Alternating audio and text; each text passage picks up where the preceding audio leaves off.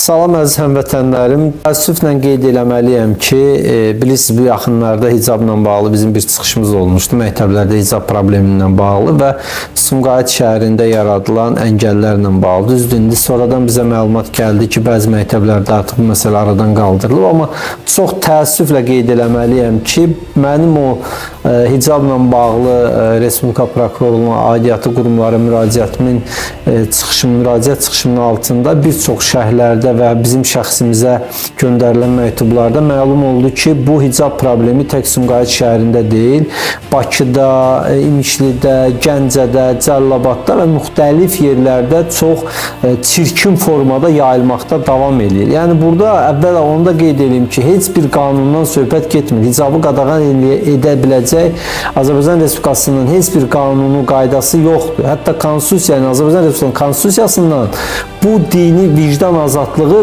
mühafizə altına alınıb. Yəni bu bilmirik, bu siqnal hardan gəlib, kim tərəfindən verilib, kimlərə verilib, məqsəd nədir, niyyət nədir? Bununla bağlı elə bilin ki, kimlərsə yenə keçən səfər qeyd elədiyim kimi nəsə eləmək istəyir. Baxın, keçən səfər deməli Bakıya ən yaxın 3-cü böyük şəhərdə hicab problemi yaratmışdı bəzi məktəblər. Bugün Gəncə şəhərində 44 nömrəli məktəbdə bir müəllimələr, xanım müəllimələr durub və hicablı qız uşaqlarını məktəbə daxil olmağa qoymurlar. Elə bil ki, terrorçunu qoymurlar. Elə bil ki, nə bilim, cinayətkarı qoymurlar. Mən başa düşmürəm, bu müəllimələr özlərini necə müəllimə deyə bilər? Müəllimələr, baxın, vaxt var idi ki, müəllimlər və müəllimələr kənd gəzib qız uşaqlarının, oğlan uşaqlarının məktəbə gəlməsi üçün valideynlərə yalvarırlar ki, buraxın evladlarınızı gəlsinlər, təhsil alsınlar, məktəbə gəlsinlər, dərs öyrənsinlər, dünyanı tanısınlar. İndiki müəllimlərsə durub məktəbin ağzında hansısa bilmirəm o naməlum fitnəkarların tapşırığını icra edir və məktəblərə uşaqları buraxmırlar. Yəni bu harda, nə istinad eləyirlər? Mən o kadrları qoyacağım. Baxın, o Gəncədən göndərilən video kadrda belə bir səhnə var. Valideyn çəkir, video görüntü götürür və deyir ki, cənab nazirin belə bir qərar verməyib, prezident belə bir qərar verməyib. Müəllimə deyir ki, sizə kim dedi ki, biz cənab nazirin adından eləyirik? Cənab nazirin elə bir tapşırığı yoxdur. Cənab nazir qərar çıxardır.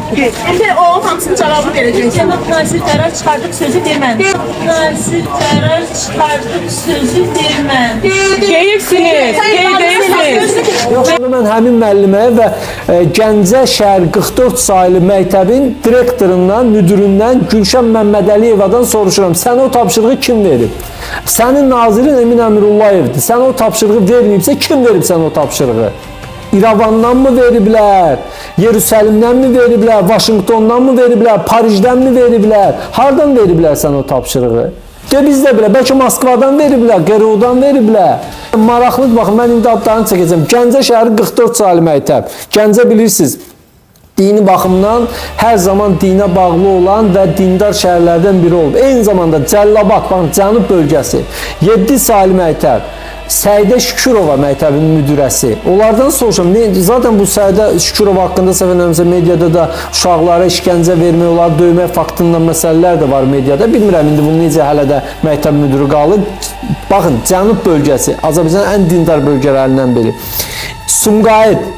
Hamı bilir ki, Sumqayıtda dindarlar kifayət qədər var. Eyni məsələ 15 saylı məktəb Elmira Yaqubova. Bu 15 saylı məktəb haqqında da korrupsiya ilə bağlı mediada kifayət qədər məlumatlar var və bir çox məlumatlara görə müdirədən başqa hamı çıxarılıb, bu qalıb, niyəsə qalıb. Və yaxud da Mehdiyabad qəsəbəsində 1, 2, 3, 4 saylı məktəblərdə İmişli, deməli, İmişlidə 8 saylı məktəb, Rəna Quliyeva. Yəni, bax, bu adları çəkirəm ki, cavab versinlər, çıxsınlar, desinlər ki, AK Partiyanın sədri deyib ki, belə bir məsələ, bizdə elə bir problem yoxdur. Bu nə deməkdir, qardaş, nə eləmək istəyirsiniz? Siz hansı dövlətin qayda qanununa əməl edirsiniz? Siz kim tapşırıq verib sizə? Hansı hüquqla insanları təhsil hüququndan məhrum edirsiniz? Biz keçən səfər qeyd eləmişdik ki, biz bununla bağlı Azərbaycan Respublikası Baş Prokurorluğuna müraciət eləyəcəyik ki, cinayət işi açsınlar. İnsanların baxın, təhsil hüququndan məhrum etmə, 2, dini və etnik zəmində münaqişənin salınması. Burada bizim, belə deyək, hüquqşünaslar qeyd ediblər. Baxın, demək, Konstitusiyanın 42-ci maddəsinin pozuntusu. Konstitusiya, qanunları demirəm. Bu birbaşa konstitusiya pozuntusudur. İkinci, Azərbaycan Respublikası Konstitusiyasının 48-ci maddəsi vicdan azadlığı, yəni dini azadlıq. Bu maddənin də pozuntusu var.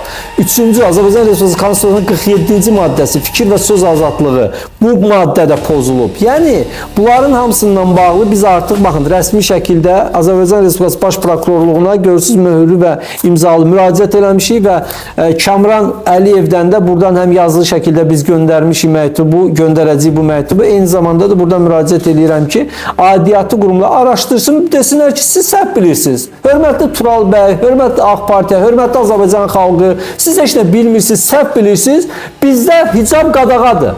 Baxın, biz keçən səfər danışanda qoyduq orada. Azərbaycanda yəhudi məktəbləri var ki, kipa deyilən dini atributları var. Oğlan uşaqlar başlarına kipa qoyur və kipaları qoyub məktəbdə otururlar. Və kimsə mənə deyirsə ki, hicab, təhsilə maneə yaradır, o adamın ağlında problem var. O adamın zəkasında problem var. Yəni əgər 21-ci əsrdə insanlar Marsda məskunlaşma haqqında planlar cızdığı bir əsrdə hansısa kimsə çıxıb deyirsə ki, hicab maneədir, o adamın başında problem var, düşüncə tərzində problem var, yaşantısında problem var. Hicabın heç nəyə problemi yoxdur. Mən burada dostlardan xahiş edirəm, çıxışımdan bağlı qoyarlar. Amerika prezidentinin yanındakı başbağlı müşavirləri, Fransadakı başbağlıları, Britaniyadakı başbağlıları, mən niyə bunu, bax, xristian dövlətlər deyirəm, Erdoğan'ı demirəm, İranı demirəm, tutaq ki, digər müsəlman Səudiyyəni demirəm. Çünki görə zaten müsəlman ölkə. Xristian ölkələrində belə problem yoxdur. Hətta mən maraqlandım. Baxın, maraqlısı nədir? Azərbaycanda fəaliyyət göstərən özəl məktəblərdə, pullu məktəblərdə bu problem yoxdur. Hətta xarici kökənli, yəni Britaniyaya bağlı olan, Fransaya bağlı olan məktəblərdə belə hicabla bağlı problem yoxdur. Ancaq bizim yerli və milli. Baxın, hansısa Sofiya xanım, hansısa Meyri xanım yox. Səyda xanım, Rəna xanım, Elmira xanım, Gülşən xanımdır bu problemləri yaradan. Bax, bu Səyda xanımdan, Rəna xanımdan, Elmira xanımdan, Gülşən xanımdan, bu məktəb direktorlarından da bu. Soruşuram, nənələrinizin başı açıq idi? Açıq idi nənələrinizin başı. O başı bağlı nənələriniz sizin valideynləri yetişdirməmişdi, sizi yetişdirməmişdi. Necə olur bu savadsız, başı bağlıdır deyə savadsız bir valideynlər sizin kimi belə ağıllıları yetişdirə bilir, indikilər yetişdirə bilmir. Məhkəmədə valideynlər boşananda uşağın yaşı səhv eləmirəmsə 8-dən yuxarıdırsa uşağın fikri soruşulur ki, atadan mı qalmaq istəyirsən, anadan mı qalmaq istəyirsən? Hə, bunda deyirlər ki, uşaq yetkindir. Amma 16-17 yaşdır, 10-cu 11-ci sinifdə 16-17 yaşlı qız uşaqlarına deyirlər ki, bunlar hələ özləri qərar verə bilmir deyə biz bunları qoymuruq başını açsın. O nə demək yəni özləri? 18 yaşına qədər uşaqlar valideynin himayəsindədir. Valideyn cavab deyir və əgər qanunla zidd deyilsə siz nə oyun çıxardırsınız? Buradan Emin Əmirullayeva da müraciət edirəm mən. Yəni əgər Məleykə Abbaszadə ilə imtahan davanız bitdisə, intriqalarınız bitdisə, bir baxın görün məktəblərinizdə nə baş verir. Sən müəllimələrin deyir ki, nazir bizə tapşırıq verməyib ki, biz bunu eləyirik. Və kim verib? Bir soruş da çağır o məktəb direktorunu. Soruş ki, sənə tapşırığı kim verib? Sənin cavab deyin mənəm. Təhsil nazirliyidir. Hələm, baxın, regionumuz qan içindədir, od içindədir. Müharibələr, qulağımızın dibində müharibələr gedir.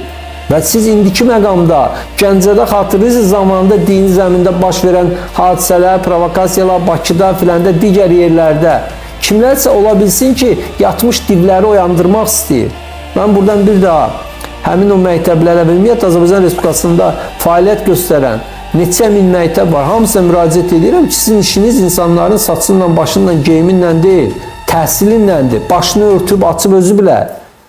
Əgər məktəbli forması geyinirsə və dini, baxın, dini həssasiyyət konstitusiya ilə qorunur. Hansısa məktəbli geyimi haqqında qərar konstitusiyadan üstün deyil.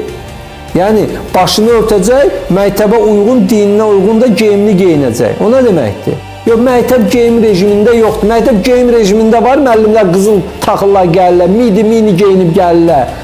Ərləri aldıqları, nə bilim, biləziyi taxıb gəlirlər, iPhone işlədirlər. Məktəb var, o gəlib tələbənin qabağında elə geyinib oturmaq var.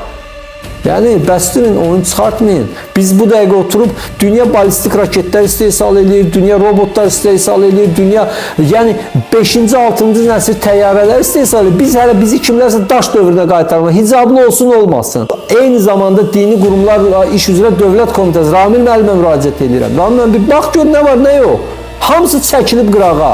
Qardaş, kimə nə xəbər göndər? Təhsil Nazirinə müraciət etsən, ağzına suallar oturur. Qardaş, bu kimdirsə bu tapşırığı verən ki, qorxursunuz, Ya da o tapşırığı verən o qədər ürəklidirsə, çıxsın xalqın qabağına desin, bəli, mən vermişəm bu tapşırığı və düz eləmişəm. Biz də bilək ki, xalq olaraq işimiz nədir? Bu qədər. Güman eləyirəm ki, bu məsələ həllini tapar. Biz yenə qeyd edirəm, prokurorluğa məktubumuzu göndərəcəyik və prokurorluqdan da aidiyyatı məsələ cinayət işi açmağını tələb eləyəcəyik. Qoy görə indi o məktəb direktorları, o müəllimləri, müstəntiqlər çağıranda, istintaqa cəlb olunanda onları o qeyri-qanuni tapşırığı verən adamlar gəlib onları qoruyacaq ya yox?